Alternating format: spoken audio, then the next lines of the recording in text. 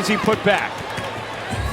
And certainly a player you need to put a body on. Clark connects on a deep three. The New York Liberty rolled into Indianapolis to prove the Fever still were not real contenders. Breanna Stewart and Sabrina Ionescu came to deliver that reality check in person. And well, Caitlin Clark decided the measuring stick game was perfect for target practice. Finals MVP, this year's All-Star MVP, Clark again. Caitlin Clark. She conducted the whole night, 22 points and 10 assists from the point guard chair. Caitlin broke a record no guard in the history of this league had ever held. Kelsey Mitchell stretched one of her own, and Indiana never missed from the line. The Liberty walked in as the standard everyone measures Indiana against. They walked into a shooting range instead, and the tallest player on the floor could not do a single thing about it. But before all of that, the show opened with a defender sliding across the hardwood. Allen with her size on Kelsey Mitchell. Clark sheds her, fires and hits. One possession in, New York was already slipping, so Caitlin went hunting Sabrina Ionescu next. That's going to be a travel on Ionescu. The stop turned into fuel, and Kelsey Mitchell was already sprinting the other way. How many steps did she take though? I didn't count those ones. Meanwhile, Mitchell on the other end. That connection would rewrite record books later, and her own jumper was just warming up. Clark driving, taking, and splashing. She was getting anywhere she wanted, so the Liberty's only remaining option was grabbing her. Fotukes has the assignment on Clark. Clark gets fouled by Fotukes. Free points are fine, but feeding a teammate chasing history is even better. Trying to drag out Stewart. Finds help in Mitchell. Mitchell's jumper is good. Mitchell needed 20 tonight to extend her record streak, and Caitlin kept the deliveries coming. Today, if they get the screen up top and then get the ball to the weak side to the open shooter. Mitchell again! So New York sent out 6'11" Honshu, as if height was ever the issue. Certainly a player you need to put a body on. Clark connects! Nobody alive contests her from 30 feet, and nobody relaxes when she plays defense either. Through the lane, knocked away by Clark. Here's Cunningham running the break. Back to Clark. She's going to drive it this time. Boston will fire. You bet! A steal and a dime in one breath, so Breanna Stewart took the assignment herself. The fire was spreading down the roster, because Sophie Cunningham caught whatever Caitlin had. Indiana was raining from everywhere now, and Caitlin was creating threes even from out of bounds. Time greatest players in the history of this league.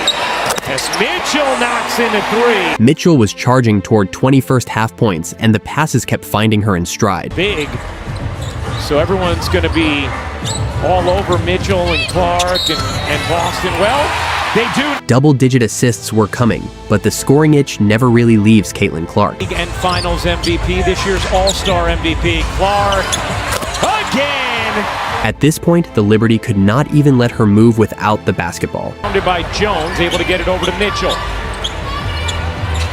And that's a foul on Astier. They got caught holding her, and every trip to the line was money tonight. Indiana had not missed a free throw all game, and Stewart was about to donate 2 more. Here's Clark. Clark on the drive, got hit, will float it up and in, but they'll call the foul on the floor. Up 17 late in the half, she still treated every single point like it mattered. Those two kept the Fever spotless from the line, and the broadcast noticed the bigger picture. No duo in the league had scored more over their last 10 games than Caitlin and Mitchell.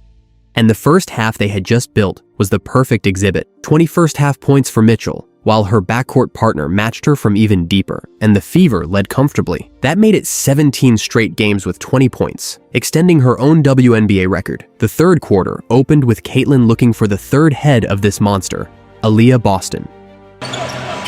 Almost like they both were expecting a whistle that didn't come there. Now Boston charges in and lays it home. With defenders stretched out to 30 feet, the middle of the floor became a runway.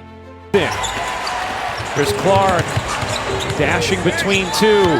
Into the paint, finds Timpson waiting and laying. The assist column was filling fast, so she stepped back and took one for herself. Points. Here's Clark behind the back. Step back jumper is silky. 20 points for Caitlin Clark. New York finally resorted to double teams, which is exactly what an elite passer dreams about.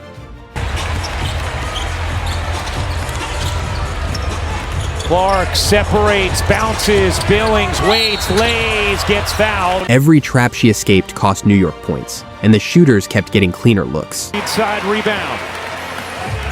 Big screen from Billings. Clark gives it up. Cunningham knocks it down. Late in the third, up 13, she went and stacked a little more on the pile. Here's Clark. Clark with some space, banks it in. 22 for 22. As she headed for the bench, the broadcast put this backcourt into historic perspective. 563 combined points in 11 games, more than any duo in WNBA history. Because one problem haunted New York all night: height means absolutely nothing from 30 feet. Honshu gave 6'11" of effort, so Brianna Stewart drew the next attempt. The former MVP fared no better, and by the third one contesting felt like a formality. Up 17 in the fourth, Caitlin was still carving the paint open for her teammates. Those texts me reminding him of a different Phoenix team, the Steve Nash Suns in the 2000s. Oh, nice look, Clark. Caitlin Clark, another double-double. Her assist count reached double digits, and the broadcast followed her to the sideline with more history. She stands third among guards in double-doubles, and she has only played 82 games. Even with the game decided, she stayed one pass ahead of everybody on the floor. Clark bounces off the foot of Cunningham, connects! That hockey assist never touches a box score, which is why the broadcast showed the bigger numbers. Caitlin, Mitchell, and Boston combined for 69 points against a genuine title contender. And well, one final graphic told the cleanest story about who ran this entire night. Her teammates shot 10 of 15 directly off her passes, target practice from the point guard chair. All that was left was the celebration, and a message the whole league would hear. Hit that subscribe button, because this rivalry is just getting started. Shot in the dark, you knew it was going to be a good shooting night for her. When at 2:43 p.m. before the game, she's here getting up shots in the dark.